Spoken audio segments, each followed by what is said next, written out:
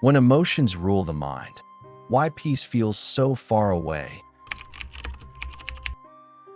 There's a quiet kind of suffering that most people carry, the suffering of being at the mercy of their emotions, not because their lives are falling apart, but because their minds are. One small thought, one subtle reaction, and peace disappears. You don't have to lose everything to feel overwhelmed. Sometimes, all it takes is a moment, and you're no longer yourself. Just a storm of emotion dragging you through anger, anxiety, or regret. This isn't weakness. This is what the Buddha saw long ago, that an untrained mind doesn't need tragedy to suffer. It suffers all by itself. You're not broken. You're simply living in a world that never taught you how to live with your mind. But there is a way, and that way does not begin by controlling your emotions. It begins by understanding them. The Buddha once said, "The mind is everything. What you think, you become." Yet for many of us, the mind isn't a place of clarity, it's a battlefield. Emotions rise and fall like storms, and we get swept away without even noticing. One thought leads to another, one feeling triggers the next, until we're drowning in inner chaos. This is not weakness. This is simply the untrained mind. In Buddhist teaching, it is not emotion itself that causes suffering. It's the attachment to the emotion, the identification with it, that creates the storm. When anger arises, we don't just notice it, we become it. When fear appears, we don't watch it, we submit to it. In that moment, we're no longer grounded in awareness, we're lost in reaction. And from this unconscious reaction comes suffering, regret, and a deep sense of being disconnected from peace. Modern neuroscience supports this truth. Studies show that the brain's emotional center, the amygdala, reacts before the logical mind has time to process. If we don't train the pause, we become puppets of emotion. But the Buddha, long before brain scans existed, taught something profoundly similar, that between stimulus and response, there is a space. And in that space lies our freedom. So why does peace feel so far away? Because most of us are never really present. We're constantly reacting to people, to expectations, to memories, to imagined futures. Our peace isn't lost. It's buried beneath a mind that hasn't learned how to see clearly. The first step toward freedom is not to suppress emotion, but to see it for what it is, a wave in the ocean of mind. You are not the wave. You are the ocean.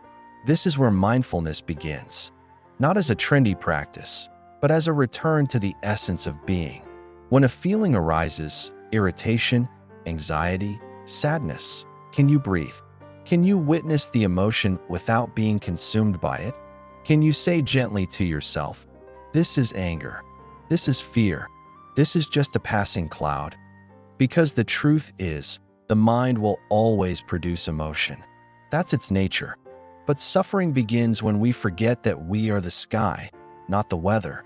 The more we anchor ourselves in awareness, the less power these passing storms will have. This is not numbness. This is presence. This is where peace begins, not outside, but in the silent space between your reactions. True peace is not something to chase. It's something to uncover. And it begins the moment you stop being ruled by what arises in your mind and start observing it with gentle clarity. The hidden triggers, why we react and why we regret it. Most of us believe we're in control of how we respond to life. But if we're honest, we often find ourselves reacting before we even realize what's happening. A tone of voice, a dismissive glance, a single word, and suddenly we're defensive, irritated, or emotionally spiraling. Later, we regret it. We say, "I didn't mean to react like that." But by then, the damage is done. So why does this keep happening? The Buddha taught that beneath every reaction lies a deeper root, something old, something unseen. These hidden triggers are the karmic imprints, mental habits, and emotional wounds we've carried for years, often lifetimes. We're not just reacting to this moment. We're reacting to every moment that has ever resembled it. That's why it feels so automatic, so intense, so hard to stop. In Buddhist psychology, these conditioned responses are called samskaras, mental formations that shape the way we perceive and respond to the world. They're like grooves carved into the mind. The more often a reaction is repeated, the deeper the groove becomes. So the next time something similar happens, your mind falls into that same groove, without thinking. Modern neuroscience agrees. It calls this pattern neural firing. Your brain creates shortcuts, default pathways, to save energy. But these shortcuts don't always serve you. Sometimes they're built from trauma, from fear, from unmet needs. And so when something touches that wound, your body reacts before your wisdom has a chance to speak. This is why we say things we don't mean, why we take things personally, why we lash out, shut down, or overthink. And this is also why regret follows reaction, because the deeper self always knows the truth, that the reaction wasn't really about this moment. It was about everything that came before it. But here's the good news. These patterns are not permanent. They can be changed, not by force, but by awareness. The Buddha didn't teach us to fight our reactions. He taught us to observe them, to feel them rise, and to choose not to follow. With each moment of mindfulness, a new groove is carved, a path toward freedom. So the next time you feel triggered, pause. Ask yourself gently, what is this really touching in me? Maybe it's not the words, but the tone. Not the event, but the story it reminds you of. Maybe it's not even about them, but about the version of yourself you're still trying to protect. This isn't weakness. This is the human condition. But in awareness, we stop being victims of our patterns. We become students of them. And eventually, we become free. Stronger in silence. The wisdom of saying nothing. There is a kind of strength that doesn't raise its voice, doesn't argue, and doesn't seek to be right. It's the strength that lives in silence, the kind that doesn't need to prove itself because it has nothing to defend. In a world that celebrates noise, the one who can remain silent holds the greatest power. Most people believe silence is weakness, that if you don't respond, you've lost, that if you don't speak, you're afraid. But the truth is, silence often requires more courage than speaking ever will. It takes strength to hold your tongue when your ego is burning for retaliation. It takes wisdom to pause instead of react. And it takes a steady mind to know when silence is the most intelligent answer. The Buddha taught that right speech is not just about what we say. It's also about what we choose not to say. Not every truth needs to be spoken. Not every opinion needs to be shared. Silence isn't suppression. It's discernment. When you speak from ego, you may win the argument but lose your peace. When you speak from anger, you may express yourself but deepen the wound. But when you choose silence, not out of fear, but out of clarity, you allow wisdom to arise before words do. In modern life, we are trained to fill every space with words, to explain ourselves, to defend, to debate. But in doing so, we often miss what's really happening beneath the surface, in ourselves and in others. Silence is not absence, it is presence. It gives space for deeper truth to reveal itself. It allows the heat of the moment to cool. It transforms reaction into reflection. Think of the most powerful people you've ever encountered. Not the loudest, not the ones who dominated conversations, but the ones who listened deeply, who chose their words carefully, who made silence feel sacred. Their presence spoke, louder than their voice ever could. And consider your own experience. How many times have you said something you later wished you hadn't? How many moments could have been healed by a pause instead of prolonged by a reaction? This is not about being passive. It's about being deliberate. You don't lose power when you say nothing. You gain clarity, restraint, and peace. In silence, we begin to hear the truth beneath our impulses. We learn to recognize the ego's urge to be seen, to be right, to control. And in recognizing it, we are no longer ruled by it. In the space where words would have gone, insight enters. So the next time you feel that urge to argue, to explain, to respond too quickly, try waiting. Breathe. Let the silence stretch a little longer than feels comfortable. You may be surprised by what arises. Not weakness, not defeat, but strength, quiet, steady, and wise. Detachment is not indifference. It's deep compassion. Detachment is one of the most misunderstood ideas in both spiritual and modern life. To many, it sounds like coldness, as if to detach means to stop caring, as if the only way to avoid pain is to avoid love, avoid connection, avoid life itself. But that's not detachment. That's emotional withdrawal. That's fear dressed as wisdom. True detachment isn't about pushing life away. It's about meeting life fully, without clinging to it. In Buddhism, we learn that suffering arises not because we love, but because we attach. We grasp. We expect. We try to hold people, outcomes, and even our own identities in place. And when life changes, as it always does, we suffer. Not because it changed, but because we were holding on. The essence of detachment is not disconnection, it's freedom. The freedom to love without fear, to give without demand, to feel without drowning. It's what allows you to sit with someone in pain without trying to fix them, to be present with another's suffering without making it about your own, to love others deeply while understanding that you do not control their journey. In truth, detachment is a form of compassion, because when we are attached, our love becomes conditional. We want others to behave a certain way, to validate us, to never leave. And when they don't, we feel betrayed. But that wasn't love. It was possession.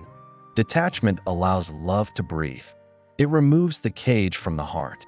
This doesn't mean you care less. It means you care more purely, without the weight of control, without turning someone else's presence into your source of identity. Detachment doesn't harden the heart, it softens it. It says, I see you, I love you, and I release you. Not because I don't care, but because I trust the flow of life more than my need to hold it still. Imagine a parent watching their child grow up. The deepest act of love is not holding on. It's letting them go when it's time. Trusting that you've done your part, that their path is now their own. That's not indifference. That's love without chains. So many of us suffer not because we love too much, but because we don't know how to love without fear. We confuse intensity with depth and attachment with affection. But the most powerful love isn't loud. It's steady, spacious, rooted in freedom, not fear. To detach is not to stop feeling. It's to feel everything: joy, loss, connection, change, and still remain grounded in peace. You no longer demand that life match your expectations. You allow it to unfold, moment by moment, heart wide open, hands unclenched. That is the love of a liberated mind. That is the compassion the Buddha taught, a love so free, it does not bind, so full, it does not need, so vast it does not end. Criticism is a mirror. How to stay still when judged. Few things stir the mind like being judged. A single comment, a raised eyebrow, a subtle tone, and suddenly, the body tenses, the heart tightens, and the mind begins to spin. Why did they say that? What do they really think of me? Am I not enough? Criticism, even when mild, feels deeply personal. But the Buddha taught that what hurts us is not the judgment itself. It's our reaction to it. When someone criticizes you, they're holding up a mirror. But what you see in that mirror depends on your mind, not theirs. If the ego is inflamed, even a whisper can feel like an attack. But if the mind is calm, even harsh words can pass through like wine through an open window. This is not about being numb. It's about being free. Free from the need to be approved, to be praised, to be constantly validated. So often, we take criticism as a declaration of truth.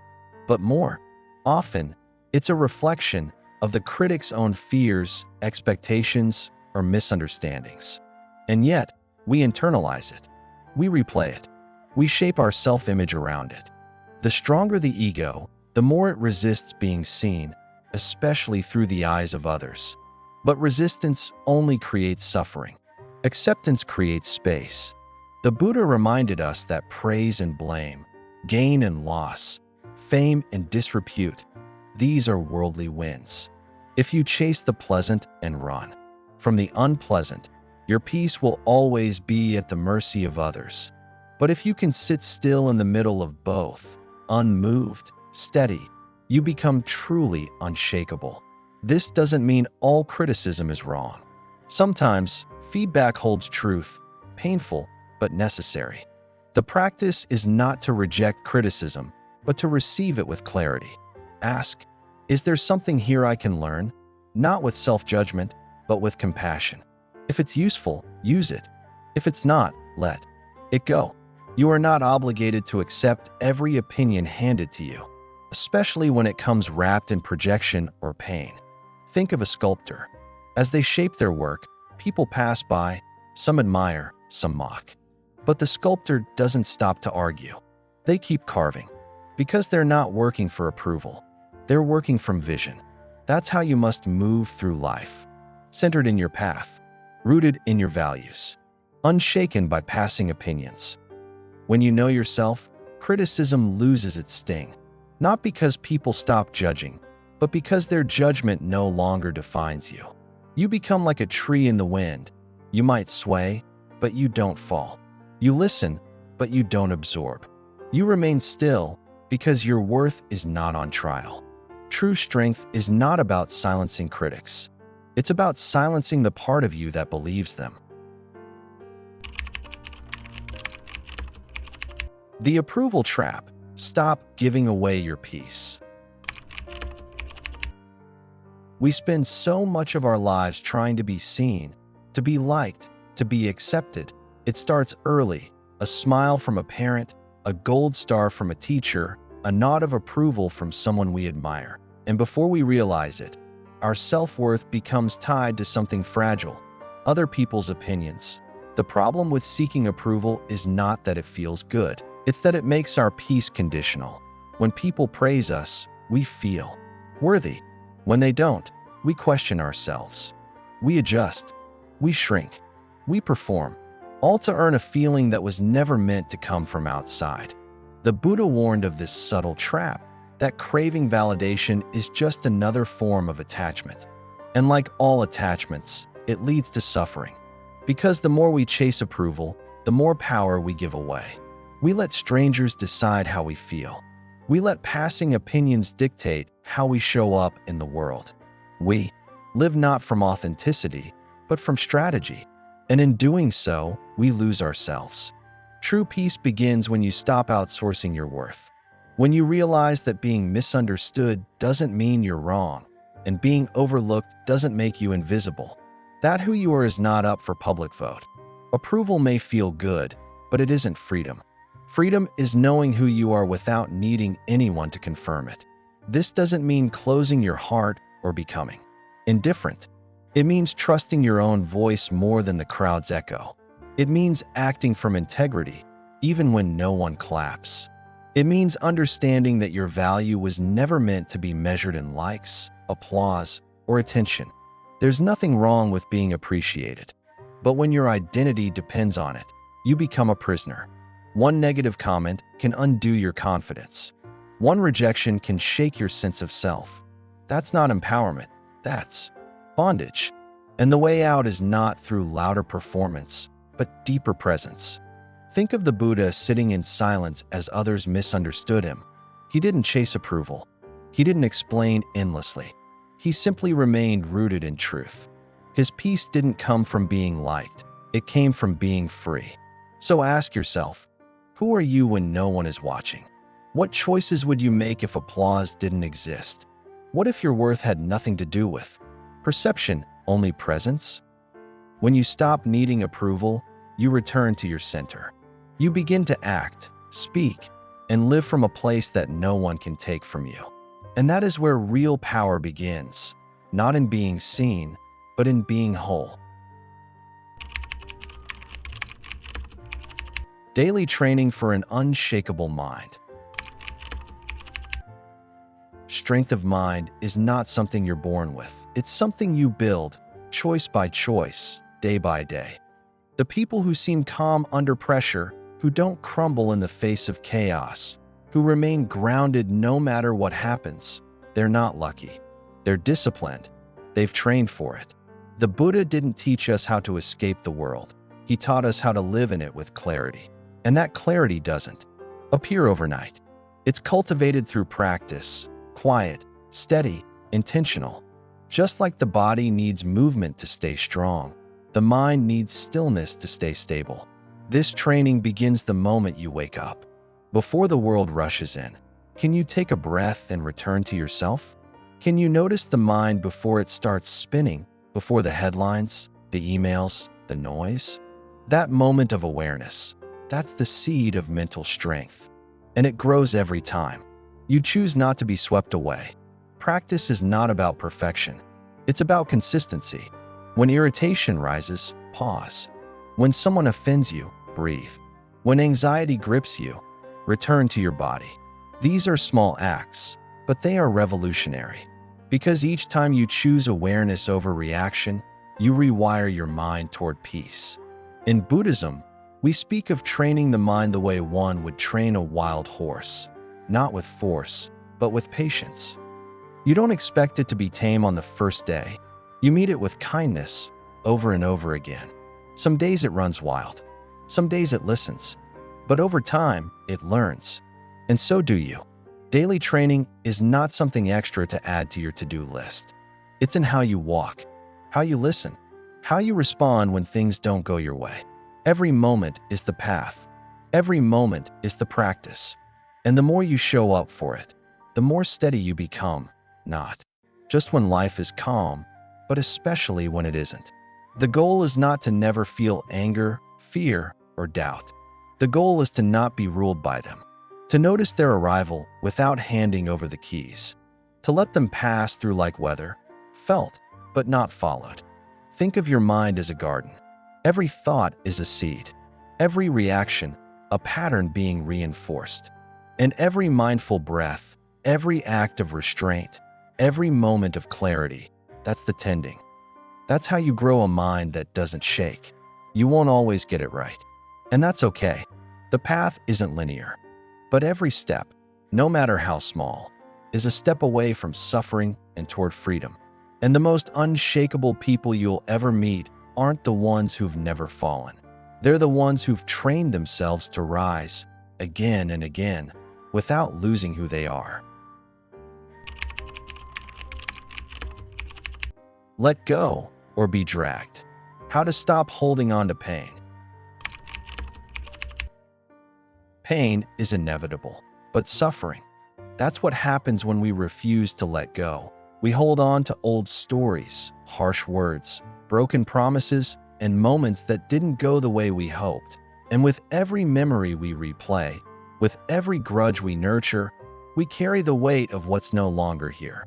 Life keeps moving, but we stay stuck, not because the pain is still happening, but because we're still holding it. The Buddha taught that clinging is the root of suffering, not just to people or possessions, but to emotions, expectations, identities. We carry the belief that we were wronged, that we deserved better, that if things had just gone differently, we would be whole. And in doing so, we chain ourselves to the past. We drag it with us into every relationship, every choice, every moment that could have been free. Letting go isn't forgetting. It isn't pretending something didn't hurt. It's choosing to stop bleeding from a wound that's no longer open. It's honoring the pain, learning from it, but not building your home inside it.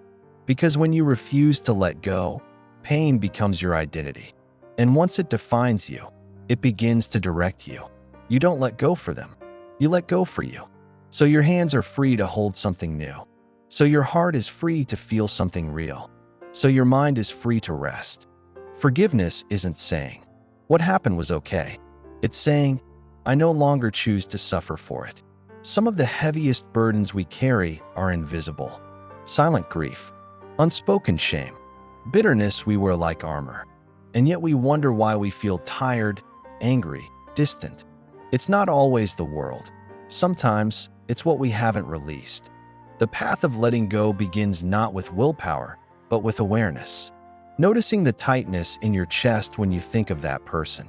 The way your voice changes when that topic arises. The way your body stiffens when you remember. These are signs, not of weakness, but of places within you that are ready to be healed. Letting go is an act of courage. It means choosing peace over the need to be right. It means choosing freedom over familiarity. It means opening your hands, even if they've been clenched for years. And yes, it's uncomfortable, because what's heavy can become familiar, and what's familiar can feel safe. But safety is not peace, and peace is worth the risk. Imagine a bird tied to a string. It can flap its wings all it wants, but it won't rise. Not because it isn't strong, but because it's tethered. When you let go, you cut the string. You don't erase the past, you stop being bound by it. You don't lose your strength, you reclaim it. So ask yourself, what have I carried long enough? What pain am I still dragging that no longer belongs in? This moment, you are allowed to set it down. You are allowed to move on, not because it didn't matter, but because you do. Calm in chaos, what the world can't take from you. There's a kind of calm that doesn't come from circumstances. It doesn't arrive when life is finally perfect, or when everyone treats you the way you want. It's deeper than that, quieter than that. It's a stillness that remains, even when everything around you is falling apart. We spend so much time trying to manage the external, fixing problems, avoiding conflict, chasing success, securing comfort, and while it works, until something unexpected arrives. A loss, a betrayal, a change you didn't see coming. And then the illusion breaks. Control slips through your fingers. And you realize how fragile peace is when it depends on things going your way. But the Buddha didn't teach peace as something to achieve. He taught it as something to uncover, a truth that's already here, buried beneath the noise. He spoke of a mind that doesn't waver, like a candle flame, untouched by the wind. That stillness, that clarity, it doesn't come from the world. It comes from within. And because it's not given by the world can't take it away. This kind of calm doesn't mean you don't feel. It means you're no longer consumed. It means your mind becomes a sanctuary, not a battlefield. So when anger rises, you breathe.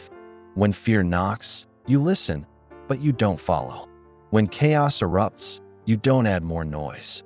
You become the quiet in the storm. In this silence, there's power. Not the power to control everything, but the power to remain free, even when nothing else is. You stop fighting what you can't change. You stop needing things to be different. You learn to meet life as it is, without losing who you are. Modern life will always be noisy. The pace, the pressure, the constant comparisons, they won't stop. But you don't need the world to be quiet for you to find peace. You only need to stop letting it pull you out of yourself. That's the gift of practice. Every moment you sit in stillness, every time you notice your breath, every pause before a reaction, it's not small. It's a return, a remembering. You're not the chaos. You're the consciousness witnessing it. Imagine a mountain. The wind howls, the clouds shift, the storms come and go, but the mountain doesn't move. Your peace can be like that. Not passive, not distant, but rooted, centered, unshakable. No one can give that to you, and no one can take it, because it was never outside of you to begin with. Respond, don't react. The pause that changes everything. There is a moment, small, quiet, almost invisible, between what happens and how we respond. And in that moment lies the difference between peace and chaos, between wisdom and regret. Most of us miss it. We're so used to reacting, to letting our emotions speak before our awareness arrives, that we move like fire meeting fuel, instant, uncontrolled, and destructive.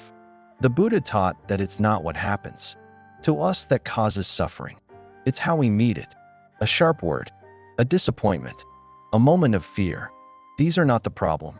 The problem is our unconscious reaction, the automatic stories we tell ourselves, the walls we build, the fire we feed. But when we pause, truly pause, something shifts. The reaction softens. The story unravels. And in its place, space appears. Space to choose. Space to breathe. Space to respond, not from pain, but from clarity. This pause is not weakness. It's mastery. It's the ability to hold yourself still in the storm, to feel everything rise and still not be consumed by it.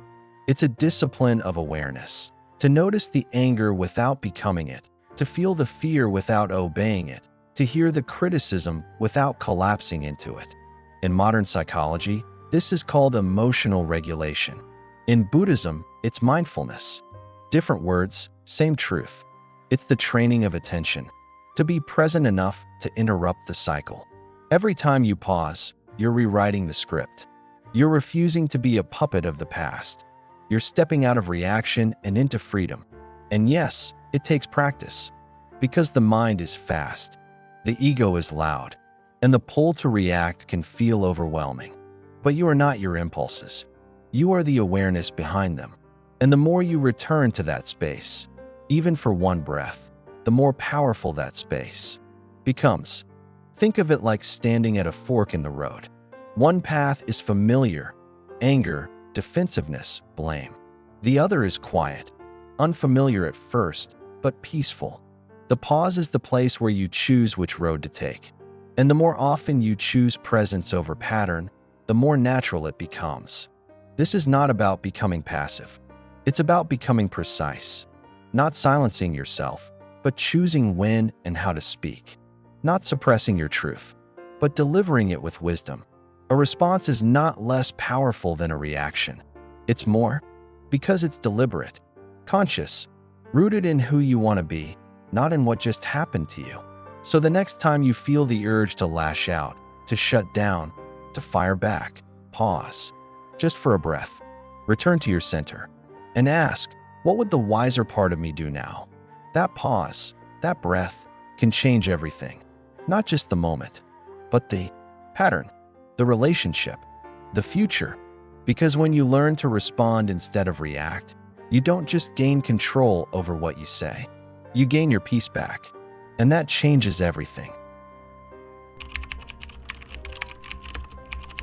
The power they can't touch, your mind at peace. There is a place within you that no one can reach, a silence untouched by noise, a stillness that remains, even when the world shakes. You may forget it. You may lose sight of it in moments of fear, anger, or grief, but it's always there, waiting, unchanged, unbroken. The Buddha called it the unshakable mind, not a mind that never feels, but a mind that is free. Free from the need to control, to impress, to cling. Free from the illusions that say your worth depends on achievement or applause. When you discover this space within you, the world no longer holds your peace hostage. Because what you are seeking is not out there. It never was. The world can take many things. It can take your job, your plans, your reputation, even the people you love. But it cannot take your ability to return, again and again, to the ground of your own being. It cannot steal your breath. It cannot command your awareness. It cannot touch the clarity that arises when you sit quietly and simply observe. This is not detachment. It's not apathy. It's power. A power that doesn't need to dominate, argue, or shout. A power that holds its shape in silence. That does not collapse under pressure. That does not beg to be seen. You may live in a world that rewards noise, But your real power will always be rooted in stillness. Because that's where you meet what no one else can give you and no one can take away. Your own peace, your own knowing, your own path. And yes, the world will keep spinning. People will misunderstand you. Life will not unfold according to your plans. But your peace doesn't belong to the world. It belongs to you. It's built not in moments of ease, but in moments of clarity, when you realize you no longer need to chase what you already are. So return, again and again, to that quiet place inside, the place before thought, before reaction, before fear, the place where nothing is missing, where nothing is broken, where nothing is lacking. And once you've touched that space, truly touched it, you'll know that everything you were seeking was within you all along. And perhaps that's where a different kind of journey begins. Conclusion: the path is still here. So are you. You've just walked through a path most never take. Not away from life, but deeper into it. You've paused where others react. You've listened where others defend. You've begun to see that peace is not found in the absence of difficulty, but in the presence of awareness. From letting go of what hurts, to embracing silence, to responding instead of reacting. You've touched truths that don't need to be shouted. They only need to be remembered. And if something in this journey stayed with you, even a single breath, a quiet moment, let it deepen. Let it become part of your daily life. Because this isn't the end. It's a beginning, a return. There are more teachings here, more moments of stillness, more reminders that your greatest power isn't what you achieve, it's what you uncover within. So if you'd like to continue walking this path with us, I invite you to subscribe. If you know someone who needs a little more stillness in their day, share this with them. And if your heart feels called to explore further, you'll find the next step waiting. Until then, stay with your breath. Stay with your awareness. Stay with the part of you the world can't touch. The path is still here, and so are you.